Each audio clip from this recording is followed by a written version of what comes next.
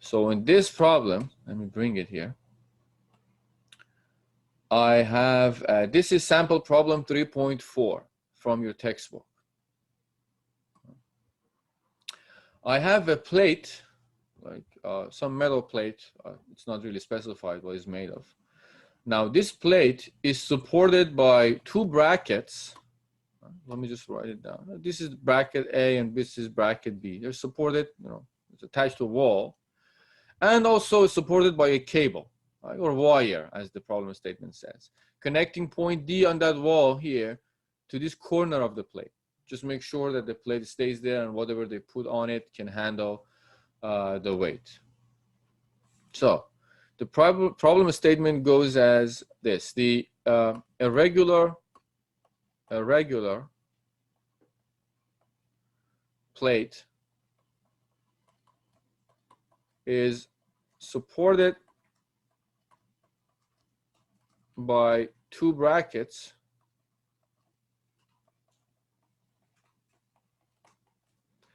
A and B. Those are just 2 points in space, and by the wire CD. Let's just specifically mention what the wire is. What the wire CD. That's it. Now, if the tension, we can say we measure the tension in that wire. The tension, I forgot the word tension. If the tension in the wire is 200 newtons, determine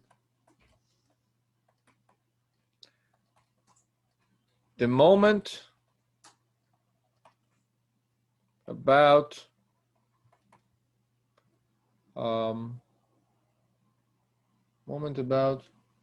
A of the force exerted by the wire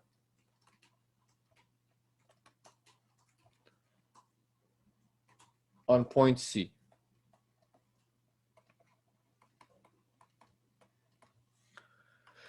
Okay, so I am looking at this force, this tension there.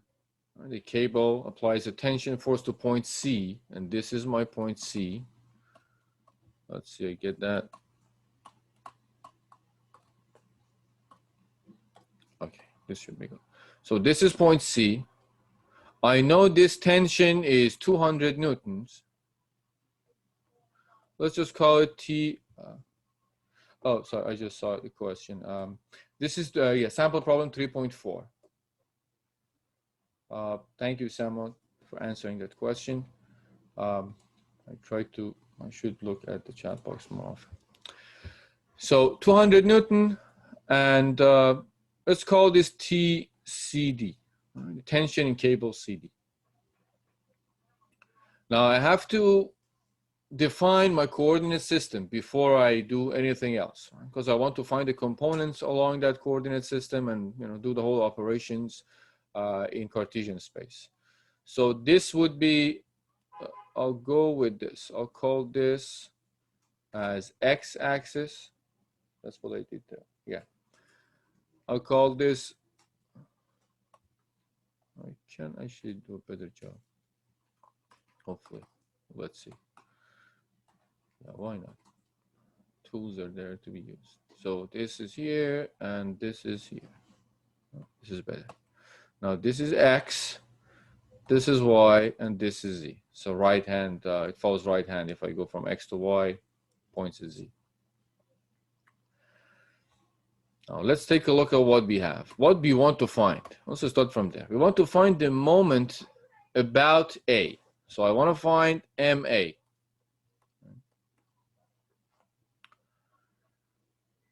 Now, well, if this is point A, and I want to find the moment of this force 200 Newton about point A, I need to know this distance. As I said, this distance can be anywhere, but I try to stick to either the beginning or ending of the force, so it's less confusing. So let's call this RAC, the distance that this force has from point A is the point that I want to find the moment about. So the moment should be RAC times TCD as vectors. This is the moment I'm trying to find. Right? The moment is also a vector, obviously. Now, what should I do? Can someone tell me what would be the next step in this process? I define my coordinate system. I said, well, the moment about point O is what I'm asked to find, about point A is what I'm asked to find. So I said, well, MA is the distance of this, at one point along the line of action of this force, which I took that point as C, and I call the distance RAC, or position vector RAC, cross TAC, which is the tension in the cable I'm given. I want to find out what is the moment that this tension create about that point in 3D space, in Cartesian space, which I defined, X, Y, Z. Now, what is the next step? You start finding components of the two vectors? Exactly. So I have to find components of these vectors. Now, let's just start with the position vector, obviously, because I have to find the components so I can do the cross product. So let's say RAC. How do I find RAC? Right, this is, I have 2 points, A and C. I can actually find their components, their coordinates. Hopefully that's where you're also going. We know the coordinates of A. I don't know. Do you actually, Silvano, do you actually want to show something on the board? Maybe it's a mistake. Is it okay, Craig, go ahead. 80, the square root of 80 squared plus 300 squared? Square root of 80 squared plus 100 squared. That will give you the magnitude of RAC. But we want RAC to be represented in Cartesian space, right? Yeah. So let's be more, Bobby, you want to say something? Now I see Dylan is. You take the XYZ coordinate of C subtracted by the XYZ coordinate of A, and then that's how you get the Exactly. I got it. Thank you. Yeah, exactly. So let's be more organized. Let's say what are the components of A in this XYZ coordinate? 0, 0, 80. Thank you, Richard. Yeah, 0, 0, 80. This is, well, not exactly. Let me see. It is 0, 0 is correct, but what is the Z component? Right? Just use the coordinate system I defined. This is the origin of the coordinate system. So we have to get 240 plus, no, first part is correct, 240 plus 80, right? Because you're in so it's going to be 240. I'll just write it this way so everyone knows what we did here. Right? It's 240, this distance, plus this distance. Or 240. Okay, no, it's just 240. I don't know why. We are looking at point A, so now I'm even lost. X and Y are 0. It is 240 plus 80. I'm right. Yeah, it is correct. Thank you, Richard. You put a doubt in my head and then you cleared it up, so even. So 240 there, it is 240 here, and it's 80 here. So the whole thing is going to be 240 plus 80. Now point B, what is the coordinate? Sorry, point C, we are finding RAC. So what are the coordinates for point C? Let me clean this up. We don't need that. What is the X? Well, X is, hopefully you see 300. 300, 400, well, let's see. What is Y? Is y 400? Well, x is 300, but we are on xz plane, right? So y is going to be 0. I did my coordinate system different, sorry. Oh, okay. It's the 0 and the 400, I think, yeah. Yeah, it's 0. And then in z direction, we have 240. Let me just write it this way. 240 plus 80 plus 80. Right? We have this one, we have this one, and then we have this one to get to point Z. Now that we know these, right, we can define the vector. RAC would be, well, if you call this, I don't want to make things crazy here. So I'll just do the final thing. C, whatever is the x value for C minus whatever is the x value for A, which gives us 300, right? I direction. Whatever is y value for C minus whatever is y value for A, which is 0. So I don't put anything there. And then we have whatever is the z value for point C minus whatever is the z value for point A. So 240 plus 80 plus 80 minus 240 plus 80 will just give me 80. Right. So this is R vector. Now I found R. Right. So far, so good. I have the first component in this equation. Now I have to find TCD. How do I find TCD?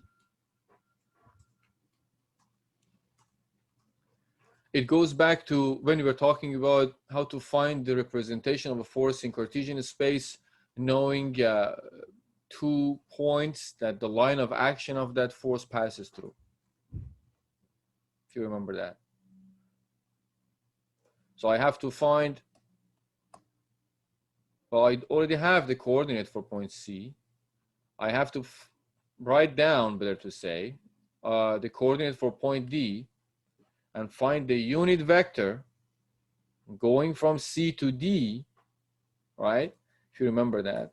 And then multiply that unit vector, which shows the direction, by the magnitude of the force in this wire, which is 200, to get the components of the force along these axes. That's what we were doing when we were dealing with forces in three-dimensional. This is something from equilibrium in three-dimensional space. We talked about it there. So C, well, let me just be, so this is RAC, which we're going to use it. I'm going to keep it here. C was 300, 0, 400. And D, the coordinate of D, looking at where point D is, X is 0. Y is 240, and Z is 80. C and D. So I can find the unit vector there. I'm just going to write everything in one line. That would be the magnitude of TCD. Right? Don't need this. I try to put like absolute value around magnitude most of the time. Sometimes I don't, but as long as the arrow is on top of a letter, it's a vector. So I have to put unit vector at the top and the magnitude of the unit, or better to say, I have to write the components of the vector RCD at the top and the magnitude of that vector at the bottom. So this fraction gives me the unit vector.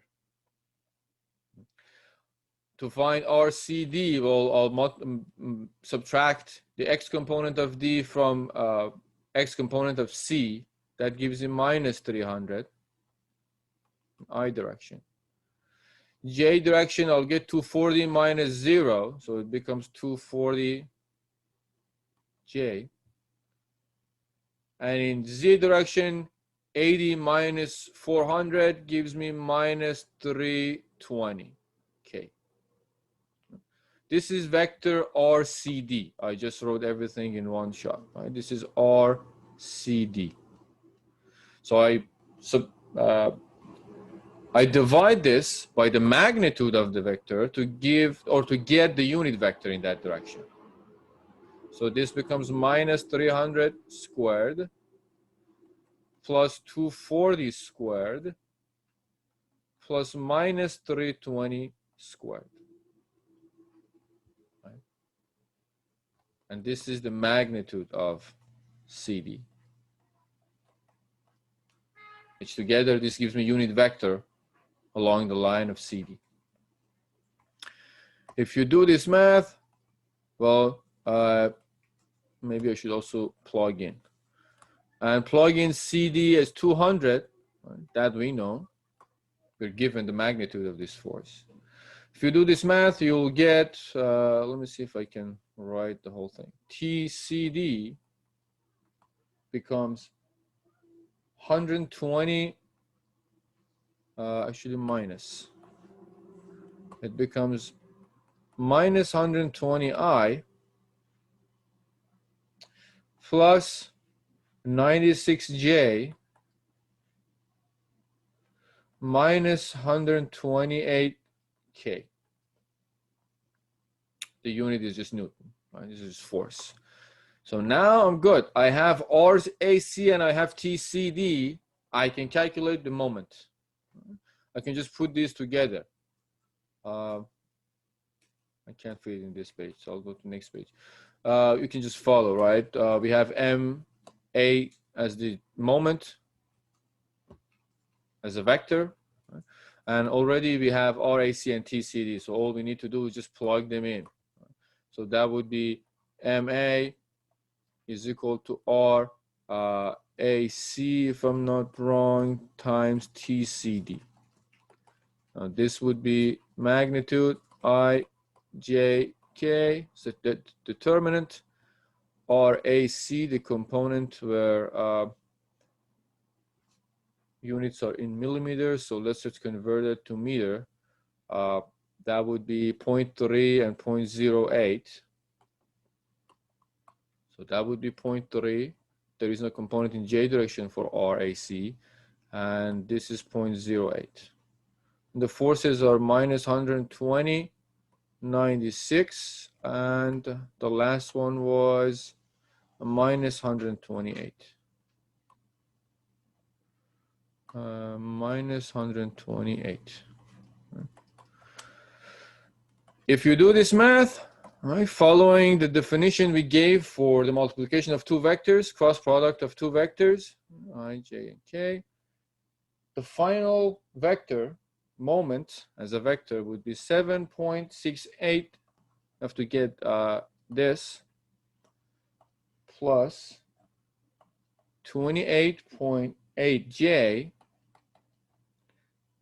plus 28.8K Newton meters. This is a moment, so the unit is Newton meter. So this is the component of the moment, right? If you look at this three-dimensional space, the moment that creates about 0.0, if you, I would say, draw or put these components on X, Y, Z axes, it'll show you exactly what is the direction of the moment vector, what the direction of the moment vector is.